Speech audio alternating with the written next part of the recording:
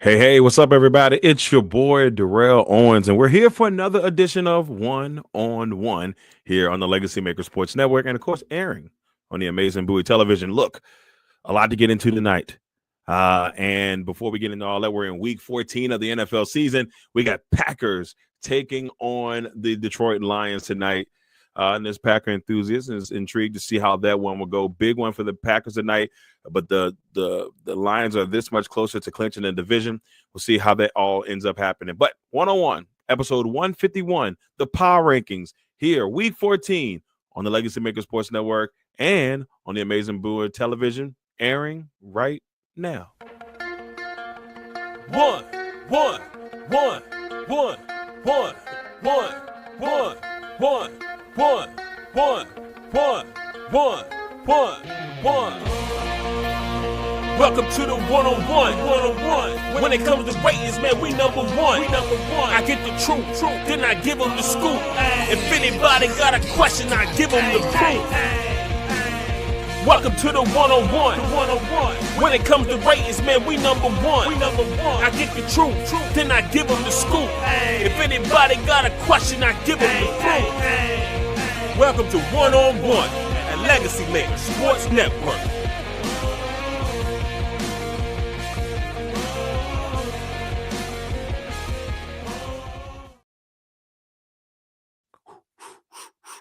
Hey, what's up, everybody? Episode 151. Countdown to 249 to go. Here on One-on-One, we're very excited to bring you another edition of the Power Rankings. Week 14 of the NFL season. We are getting closer and closer. Week 18 on the horizon.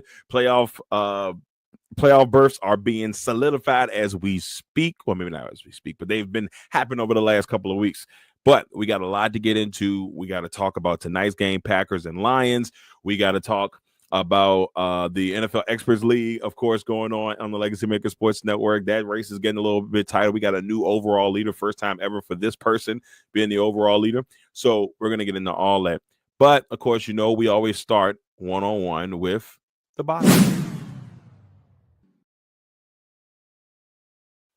All right, at the bottom, at the very, very, very bottom this week, the New York Football Giants. Hey, look, the Giants went into their matchup on last Thursday, and I thought they fought hard. I thought they did all they could against Dallas. They had opportunities initially, but then Dallas ended up pulling away and getting the win in that one.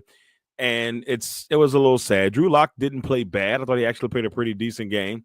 But they're just a team in disarray, and they've got a lot to figure out with the offseason coming up. And you start to hear the Cam Ward name, and you start to hear the Shedeur Sanders name. Like, the Raiders are in that mix. They want them, and they're the number 31 team.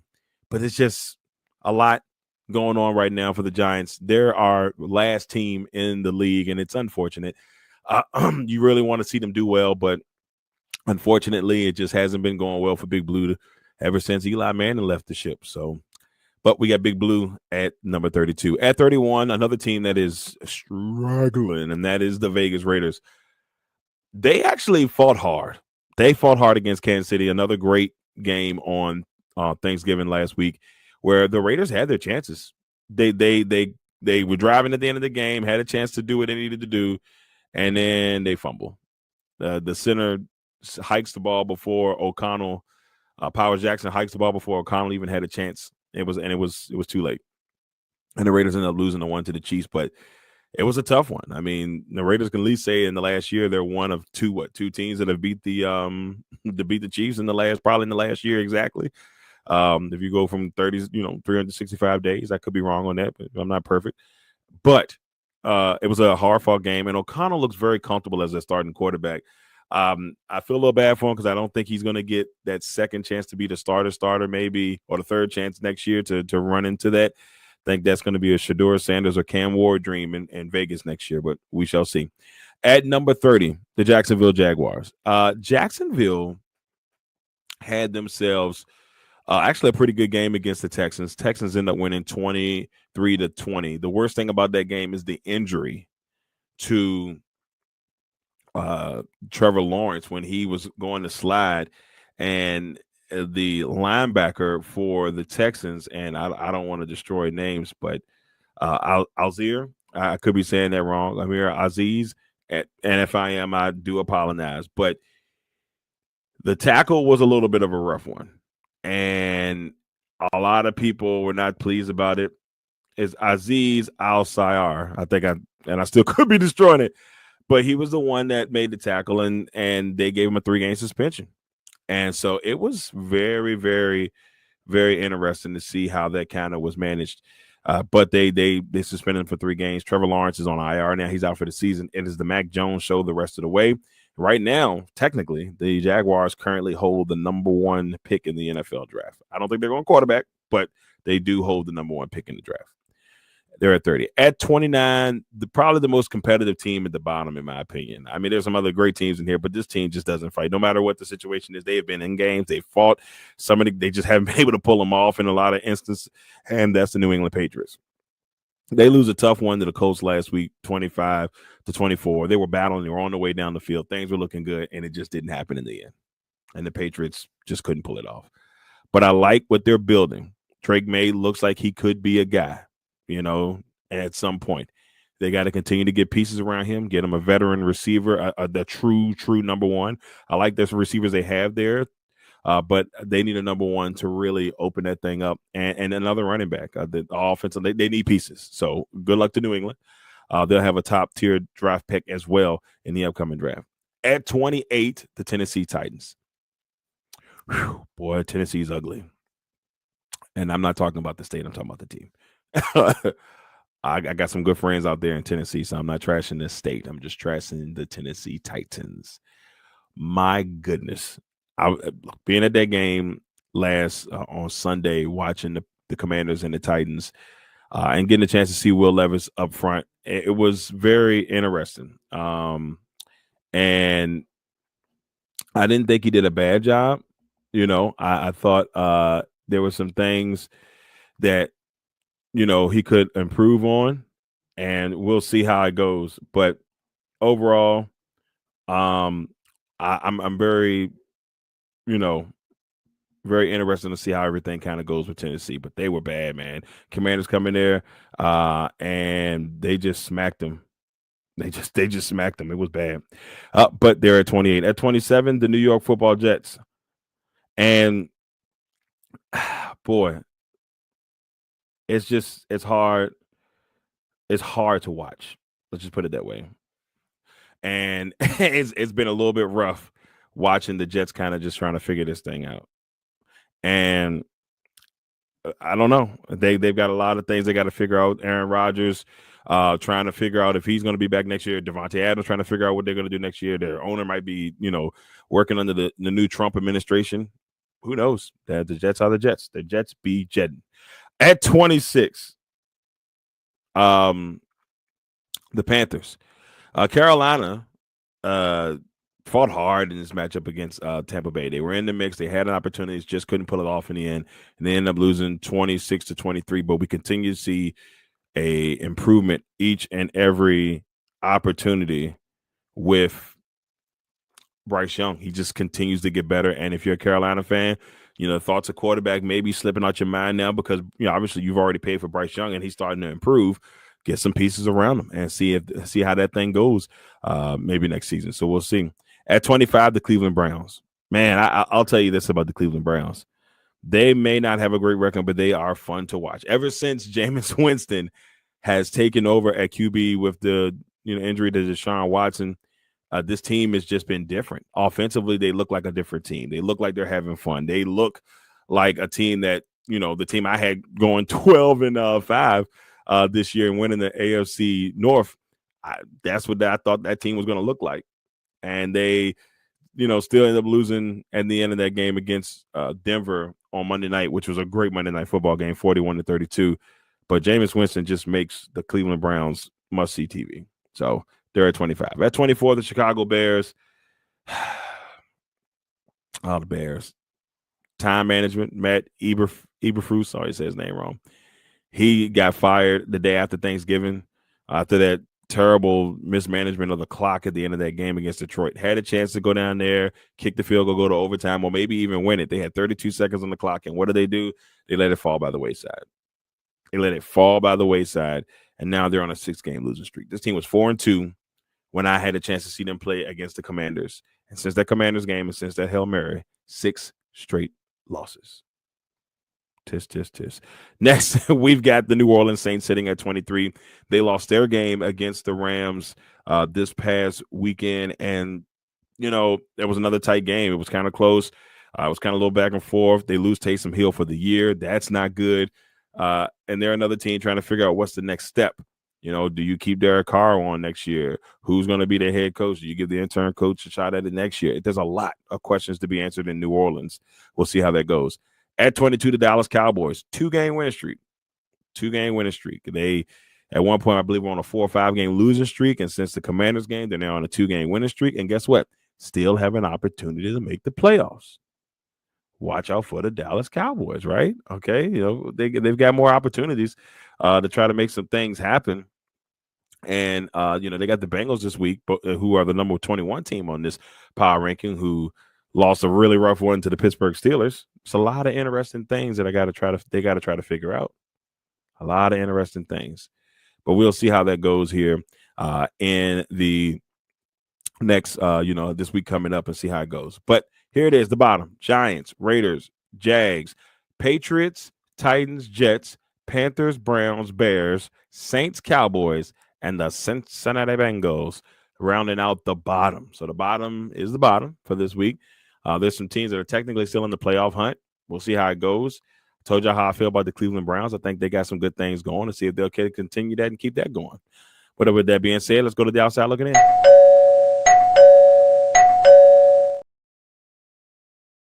The outside looking in for this week, sitting at number 20, the San Francisco 49ers. Boy, the injuries just have decimated the San Francisco 49ers this year. It's been a really hard thing to watch. San Francisco struggle at the rate that they've struggled. I wish wish things were better for them. It's just been bad. It has just been bad. And we'll see. I think this is the annual for, every 2 or 3 years that San Francisco just has a year where everybody's hurt. This has been that year for San Francisco. They're at 20. At 19, the Miami Dolphins, they lost their Thursday Thanksgiving extravaganza against the Packers 30-17. They were really never in the game. They had made flashes at one point, but Green Bay kind of handled that one at Lambeau. And the Dolphins are still trying to figure some things out. It's technically still in the playoff mix, but Denver's got themselves in about a 2-game lead right now. So they're looking good, and some bad things would have to happen for Denver not to get into that playoffs. But the Dolphins still have a shot. At 18, the Indianapolis Colts. They're 6-7. They got a bye this week. They were able to get the win against a very competitive Patriots team. So, but the Colts are also a team still in the mix, fighting for a spot. They're 6-7. Heck, they've got a chance to win that division. So they're still fighting for the AFC South. At 17, the Arizona Cardinals, another team that's in a dogfight with the other competitors in the NFC West. With, hey, look, this thing is still open. It's only a 1-game lead for Seattle, who is 13. Behind them are the Rams and the Cardinals, who are both 6-6. The Rams 15th on our power ranking this week.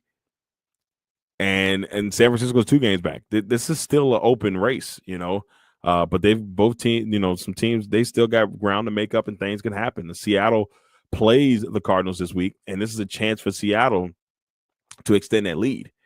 And it's a big opportunity for Seattle. We'll see if they make that happen. At 16, the Atlanta Falcons. God, Atlanta makes me sick. On paper, they should just be playing way better than they have been. I don't know. I pick them almost every week, and they just disappoint me every week. they disappoint me every week, but they're still 6-6, and they are still there in the South. In the NFC South, they can still win that division. So don't look past them, but they've got to pick that thing up. It's been rough. They're at 16, and the Kirk Cousins Bowl happens this week, so that'll be fun. At 15, we got the Rams.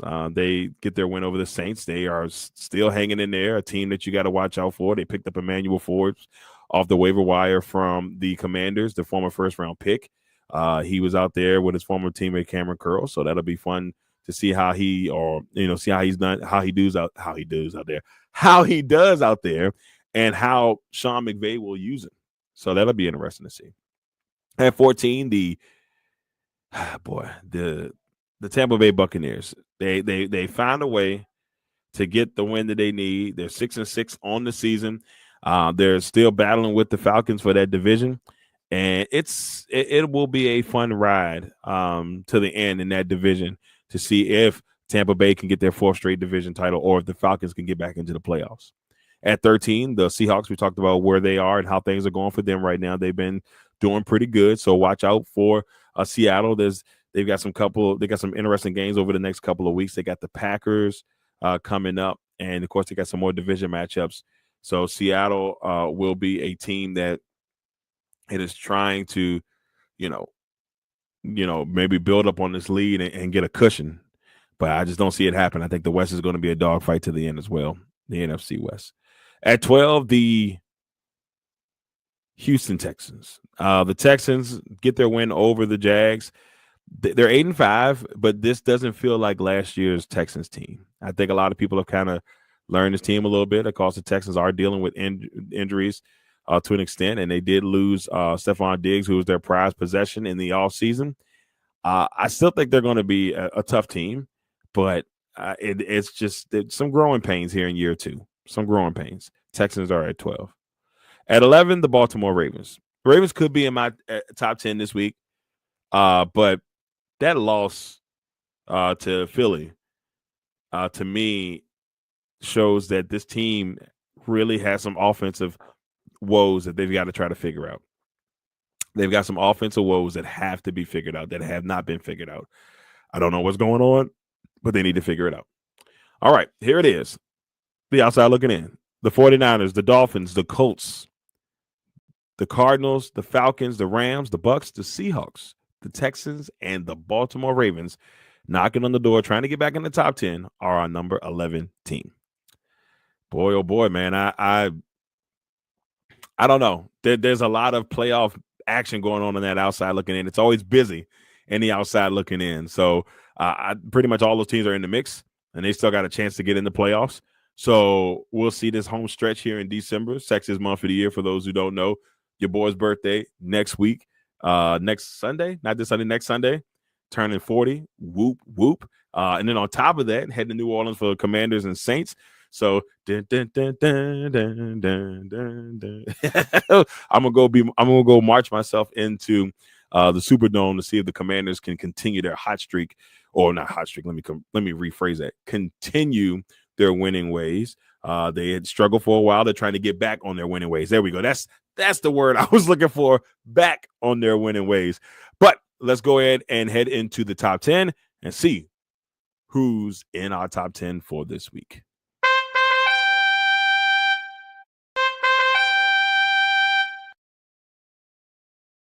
Back in the top 10 this week, the Washington Commanders.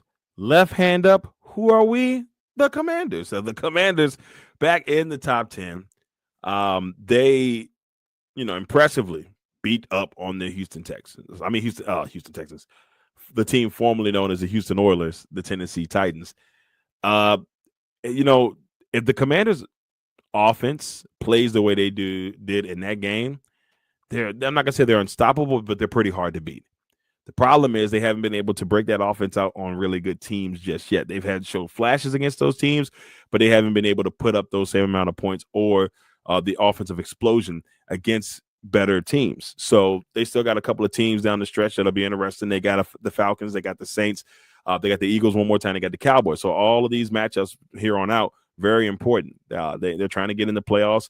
They got to find a way to pick up a couple wins. Commanders are at number 10. At number 9, the Bo Nix-led Denver Broncos. Right now, both of these teams, the Commanders and the Broncos, hold the 7 seeds in their respective conferences. Denver fought hard in that game, and you can see the improvement every week of the Denver Broncos. And I thought Denver would be one of those teams that would struggle at trying to figure it out. They're young, but Sean Payton got them boys playing. Sean Payton knew he had a dog in Bo Nix. He's showing every bit of that. The other good part about this, if you are the Broncos, is you're on the cusp. You're on the cusp of getting some good things. They just got to get that Russell Wilson contract off their backs, and then kind of go from there. And if they can make that happen, sky's limit there for the Denver Broncos. They're at number 9. And then coaches of the year in between the Commanders and the Broncos, in my opinion, is either Quinn's or it's going to be Sean Payton's. Rookie of the year is going to be either Jaden Daniels or Bo Nix. We shall see. At number 8, the San Diego Chargers. That's right, the LA Chargers sitting at number 8. Another win on the season. Sneaky 8-4. I thought this would be a team that would struggle this year, but they have proven me wrong, and that's okay. It's okay. They proved me wrong. But they have played really good football. You can tell that they are a Jim Harbaugh-led team. Jim Harbaugh is a great coach. He's proven every place he's been, and he's showing it once again. Chargers are 8, and they got a big matchup against the number 3 team on this power ranking, the Kansas City Chiefs, this week. Should be a fun one. I believe it's Monday night, if I'm not mistaken. I believe it's a Monday night game. Yep, it is a Monday. No, I lie. It is the Sunday night game this week, so that should be a fun Sunday night game. At 7, the Pittsburgh Steelers, 9-3, a sling fest, a bomb fest there in Cincinnati, as they were able to beat the Bengals to move to 9-3 on the season. It was a 44-38 win. Russ is looking good. 1 loss on the season as the starting quarterback since he's been in there.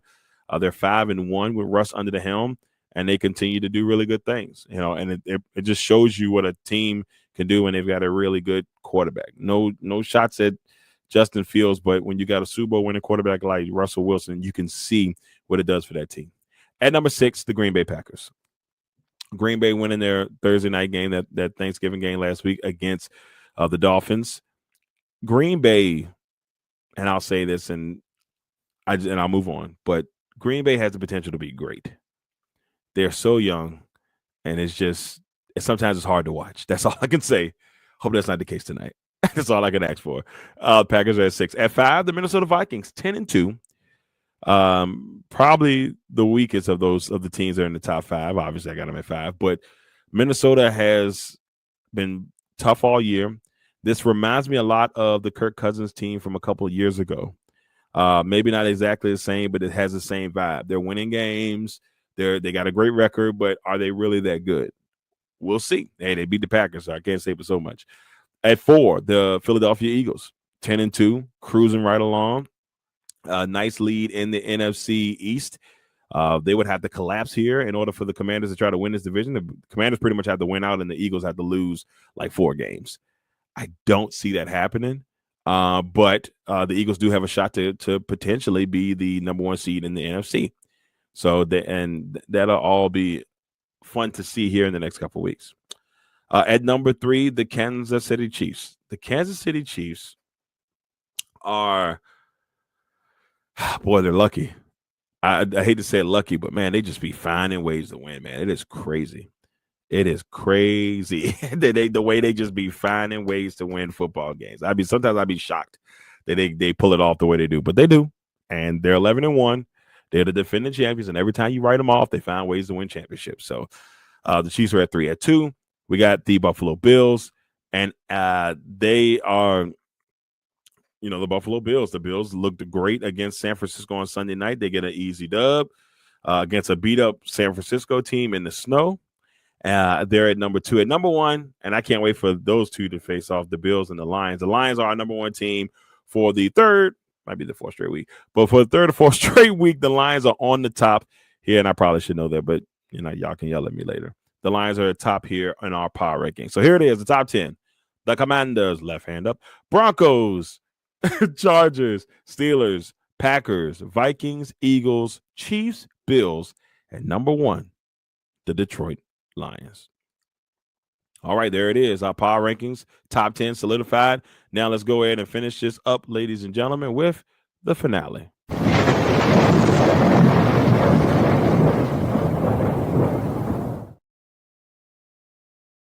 All right, so here's the finale. No fancy kings of the gridiron this week. I had a really busy week, so unfortunately I wasn't able to deliver, but I still have who our Kings of the Gridiron were for week number 13. And our Kings of the Gridiron for week number 13, Russell Wilson and Leonard Williams. Russell Wilson, the offensive King of the Gridiron, 29 for 36, 414 yards, 3 touchdowns, and a pick with a 126.4 QBR rating and a 44-38 win over Cincinnati. Leonard Williams, 4 tackles, 2 sacks, an interception, and a touchdown, and the win over the Jets. He is our defensive King of the Gridiron. So there they are, Kings of the Gridiron for week 13. Here on week 14's Power Rankings, Russell Wilson and Leonard Williams. Now we head to our MVP race, which has pretty much been these 5 for me in the last couple of weeks. I think it's kind of solidified unless there's a couple people that can creep in there. But I still got Jared Goff right now as my MVP. And what they're doing in Detroit right now, that's got to be commended. At number 2, Josh Allen, who's having himself probably one of his best years. And he looks great. And a lot of people have Allen as their guy, as the MVP. But for me, I got him at number 2. At number 3, and there's another guy that's getting a lot of love, that's Saquon Barkley. That Eagles team is not that Eagles team without Saquon Barkley. That's all I can say. Jackson. Sorry, Miss Jackson. Lamar Jackson at number 4, and then Derrick Henry at number 5. If the playoffs started today, at the number 1 seed in the AFC, the Kansas City Chiefs. The number 2 seed, the Buffalo Bills, would take on the number 7 seed, Denver Broncos. The number 3 seed, Pittsburgh Steelers, would take on the number 6 seed, Baltimore Ravens. That'd be a good one for the 3rd time. The number 4 seed, Houston Texans, would take on the number 5 seed, San Diego Chargers, or LA Chargers. In the NFC, the number 1 seed, Detroit, still holding on tight to that. The number 2 seed, Philadelphia Eagles, would take on the number 7 seed, Washington Commanders. The number 3 seed, Seattle Seahawks, would take on the number 6 seed, Green Bay Packers. And the number 4 seed, Atlanta Falcons, would take on the number 5 seed, Minnesota Vikings. Last week, your boy won 118-77 overall, went 11-5, still hanging in there, trying to make a run in our Pick'em League. Our top experts of the week, Jay Quimby, 15-1. 15-1 for Jay last week. Almost had the perfect score, but the Atlanta Falcons got him. Joey, 14-2, a great week for him. Both of these guys are in the playoffs at the current time in our Pick'ems League. Jay leading the way, 7-game lead over Russ. Then you see James retaking the lead over Cody by 1, just by 1. And the battle is tight. Right now, our playoff participants are as follows. Jay, the 1 seed. James, the 2 seed. Joey would take on Russ in the first round, and Cody would take on Victor. For tonight, I got the Green Bay Packers winning 27-26. I know what you're thinking, and it's probably right. But the Packers, I got this one winning this one 27-26. And my picks for the week, I've got the Packers, Saints, Browns. Oh, don't you disappoint me, Jameis Winston. Browns, Vikings, Raiders. Don't you disappoint me, Raiders. I got Payton O'Connell. Eagles, Titans, Dolphins, Cardinals, Bills, Bears, Chiefs, and the Cincinnati Bengals. And that is it for my picks for week 14.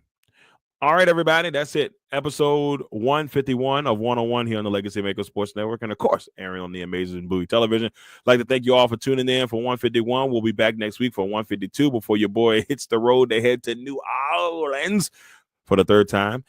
So I'm very excited about that one. That's going to be a fun one. I can't wait to spend time with my wife down there. We're going to have a good time, but I got some work to do. Got to see if the Commanders can beat those Saints. Once again, everybody, thank you all for tuning in for another episode. I didn't get a chance to say it last week, but happy belated birthday to my mom. Heavenly birthday. I love you. Thank you for everything you've done for me. And I'm so mad at myself that I didn't say it last week. But until next time, see you all later. Peace. One.